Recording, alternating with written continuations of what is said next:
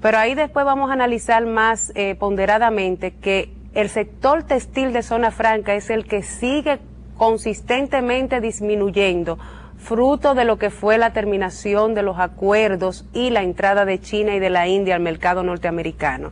Pero si uno analiza otra zona franca distinta a lo textil, esa viene representando un crecimiento positivo. Yo ahí quiero, doña Rosana, hacer un preámbulo y recordar que el año pasado nosotros tuvimos un programa acá donde Henry Gebral y Manuel Cabrera, el expresidente de las zonas francas de herreras industriales, tuvimos una especie de diálogo donde yo expuse que la zona franca textil tenía que repensarse.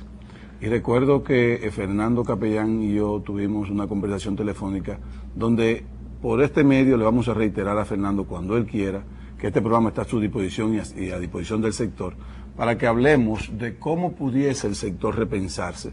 Relanzarse porque ciertamente tanto él como todos sus colegas inversionistas en la zona franca textiles han hecho un trabajo totalmente encomiable, reconocido.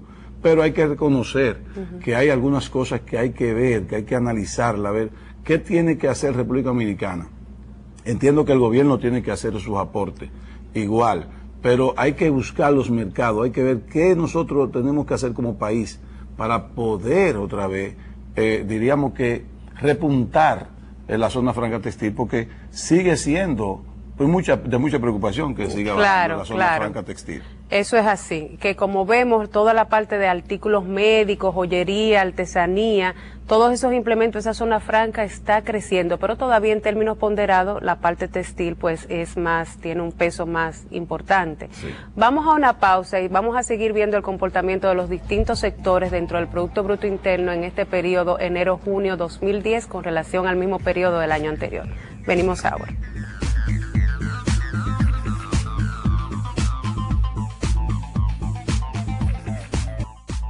Amigos y amigas de Agenda Económica, vamos a seguir viendo las cifras de este primer semestre del año. Y por ejemplo, el sector construcción, Ezequiel, que el año pasado, en el primer semestre, había decrecido en 19.2%, en enero-junio de este año ha crecido 15.2%. Vamos a ver la gráfica nuevamente. Por ejemplo, el sector comercio, que apenas había crecido un 2.1% en el año pasado, enero-junio, ahora creció 10.6%. Hoteles, bares y restaurantes, que había disminuido 5.5%, está experimentando un crecimiento del orden del 14.3%. Pero aquí, volviendo un poquito atrás, doña Rosana, el sector construcción, importantísimo para la economía dominicana que haya crecido un 15.2%, un efecto multiplicador, exactamente. O sea, cuando comienza a construirse, eso genera empleos, de empleos se genera consumo, el consumo del sector comercio, precisamente porque ese crecimiento del sector comercio mueve el empleo. Tiene que ver mucho con el crecimiento del sector construcción. Claro. O sea, es importantísimo lo del crecimiento del sector construcción. Claro, porque eso genera empleos directos e indirectos y mueve toda la industria que tiene que ver con ferretería, con pinturas, con insumos de la construcción. De manera que es un sector que dinamiza y se siente y se ve en el movimiento de la economía. En transportes y almacenamiento, de un decrecimiento de 1.8 en el primer semestre del año 2009, llegamos ahora a un 5.8 de crecimiento.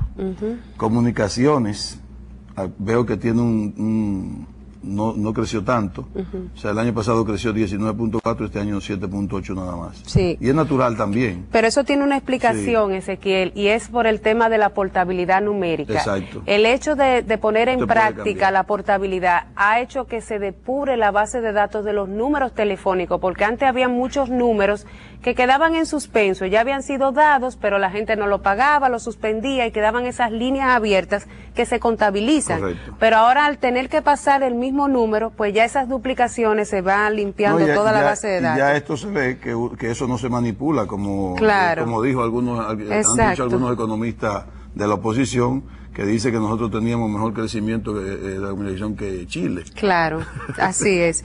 Y por ejemplo, enseñanza tuvo un crecimiento de 6.8%, salud 4.1%. Servicio de intermediación financiera. Sí, que ha tenido un dinamismo increíble de casi 10%, 9.7%. Esta intermediación financiera, seguro y actividades conexas, Sí. pero los servicios de intermediación financiera medidos indirectamente, 13.0. 13.6%, para entonces un total de crecimiento en términos reales del Producto Bruto Interno de 7.5%. Yo entiendo que quedamos en segundo lugar a nivel de Latinoamérica como el país de mayor crecimiento, y la verdad es que frente al entorno externo, frente a toda la situación, tener estas cifras, señores, miren, tenemos que sentirnos orgullosos como país de poder exhibir ya un robusto crecimiento, que aunque viene en este segundo semestre una desaceleración, sobre todo por el lado de la inversión pública prevista en el acuerdo stand-by con el Fondo Monetario Internacional, ya lo acumulado hasta el momento refleja necesariamente lo mismo que hizo el fondo, que revisó hacia el alza la proyección de cierre de año. De acuerdo al fondo, estaríamos cerrando con un crecimiento entre el 5.5 y el 6%. Personalmente creo que vamos a quedar muy por encima, cercano al 7%, pero vamos a ver cómo se sigue desenvolviendo pues las principales actividades de la economía. Antes de que doña Rosana continúe dándole a ustedes estos datos de crecimiento y el desempeño económico del semestre de enero-junio 2010, déjame aclararle de nuevo algo.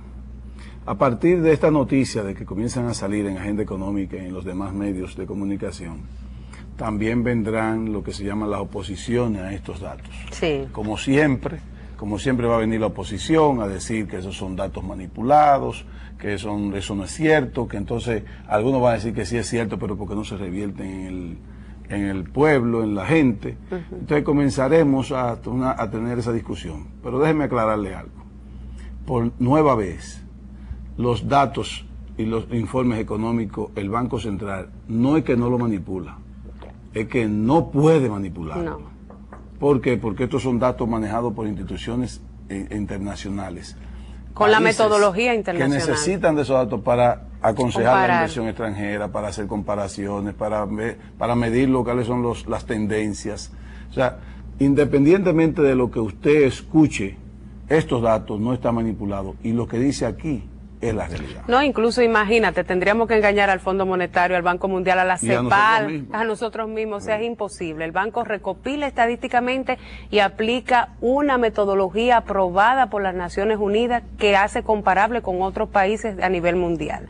Pero lo importante es que no solo hemos obtenido un crecimiento importante de 7.5, sino que ha sido con estabilidad de precios, control de inflación y estabilidad relativa de la tasa de cambio. Vamos a ver en la gráfica cuál ha sido el comportamiento de los precios medido por la variación del índice de precios al consumidor en el periodo enero-junio. Ahí vamos a pedir a producción, donde tenemos una inflación acumulada enero-junio de 2.87%, muy por debajo de la alcanzada en enero-junio del año anterior, que sobrepasó los 3.5%. Y déjenme decirles, señores, que el 43% de esta inflación de 2.87 obedece al incremento de los precios de los combustibles originado por los precios del petróleo. Exacto. O sea, si uno segrega lo que es el efecto exógeno de los movimientos alcistas, la inflación subyacente, es decir, descontada el efecto petróleo, el efecto combustible, el efecto transporte, es de apenas un 1.48%, que es la que debe medirse de acuerdo a la política monetaria. O sea que estamos con bastante holgura para llegar a la meta con el Fondo Monetario para el año, que es la columna roja entre un rango de un 6 y un 7% conforme al programa monetario. Aquellos que somos comerciantes también podemos confirmar eso, o sea, los precios de esos artículos real y efectivamente prácticamente están congelados de enero para acá. Sí. O sea que ciertamente esa inflación subyacente que menciona doña Rosana, yo me la encuentro tan alta, Sí. de 1.48, porque siento que está en 1 o por debajo de 1. No, y aquí yo quiero decir, mucha gente me pregunta, no, pero esa inflación del Banco Central, señor, ese es un promedio nacional, que tiene el plátano que se compra en Barahona bajito, porque lo producen ahí, al que se compra aquí, que tiene la canasta por quintiles de ingresos, y donde es un promedio, donde usted polariza precios en distintas zonas y en distintos Sí, lugares. no puede costar igual. No puede costar igual, pero sí les digo que semanalmente y diariamente el Banco Central tiene en la calle, en los distintos establecimientos, supermercados, comercios, en todas las zonas rurales, en las más remotas,